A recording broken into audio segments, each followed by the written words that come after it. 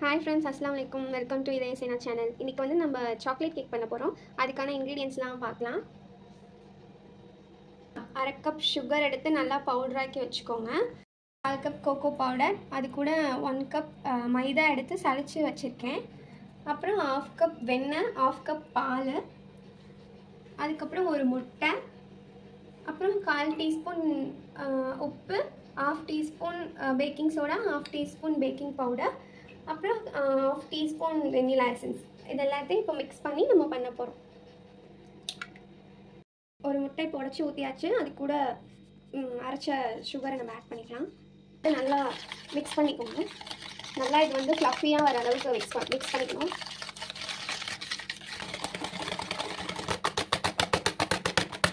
நல்லா இந்த மாதிரி ஃப்ளஃபியாக வர அளவுக்கு நீங்கள் பீட் பண்ணி எடுத்துக்கணும். நெக்ஸ்ட் இது கூட 1/2 கப் வெண்ணெய் சேர்த்தாச்சு. நெக்ஸ்ட்டு 1/2 கப் பால், வெனிலா எசன்ஸ் மட்டும்.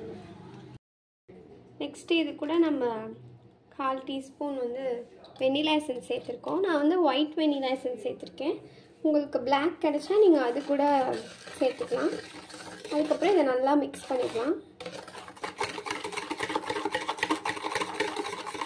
மிக்ஸ் பண்ணி வச்சுருக்க பேட்டர் கூட இதை நம்ம கொஞ்சம் கொஞ்சமாக சேர்க்க போகிறோம். இதில் மைதாவும் கோகோ பவுடரும் இருக்குது.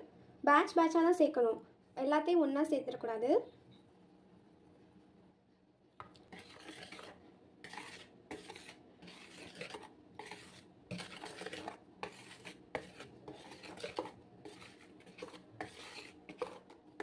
அதே மாதிரி இந்த மாதிரி தான் மிக்ஸ் பண்ணணும். நம்ம இப்படி ஒரு ரோல் பண்ணி இப்படி தான் நம்ம மிக்ஸ் பண்ணணும்.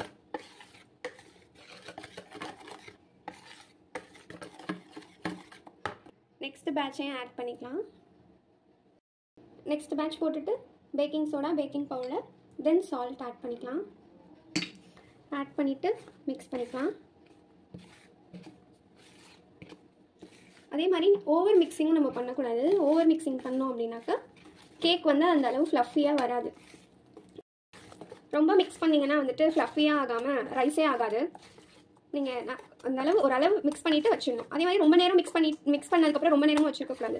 மிக்ஸ் பண்ணி கொஞ்சம் நேரத்துலேயே வந்து அவனில் வச்சிடணும். இல்லைன்னா அப்பவும் ரைஸ் ஆகாது.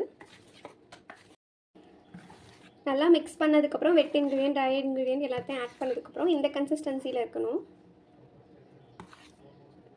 ரொம்ப தண்ணியாகவும் இருக்கக்கூடாது, அதே மாதிரி ரொம்ப கெட்டியாகவும் இருக்கக்கூடாது. கரெக்டான இந்த கன்சிஸ்டன்சியில் இருந்தால் தான் கேக் நல்லா வரும், சாஃப்டாக. 180 டிகிரி செல்சியஸில் 10 மினிட்ஸ்க்கு ப்ரீ ஹீட் பண்ணிக்கலாம். பவனை ஆன் பண்ணி ப்ரீ ஹீட் பண்ண ஸ்டார்ட் பண்ணியாச்சு.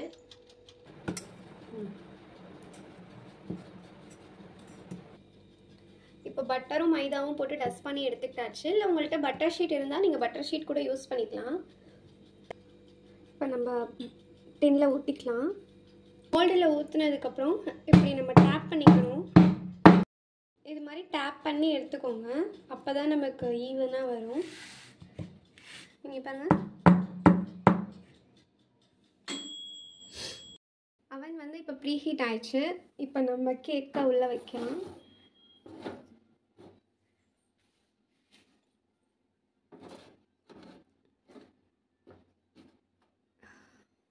ரெண்டையும் உள்ளே வச்சாச்சு.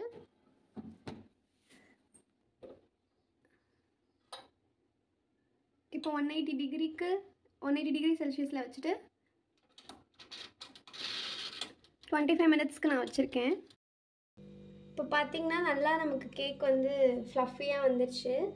வெந்திருக்கா இல்லையான்னு எப்படி டெஸ்ட் பண்ணுறதுனா, இந்த மாதிரி டூத் பிக்கை உள்ளே விட்டு இந்த மாதிரி க்ரீம் எதுவும் அதில் அப்பாமல் இருந்துச்சுன்னா வெந்திருக்குன்னு அர்த்தம். நல்லா வெந்துருச்சு நமக்கு. இப்போது இது மாதிரி இப்போ நம்ம சைட்ஸ் எல்லாம் ஒரு நைஃபை வச்சு இப்படி எடுத்து விட்டுக்கலாம். அப்போ தான் எடுக்கிறதுக்கு ஈஸியாக இருக்கும்.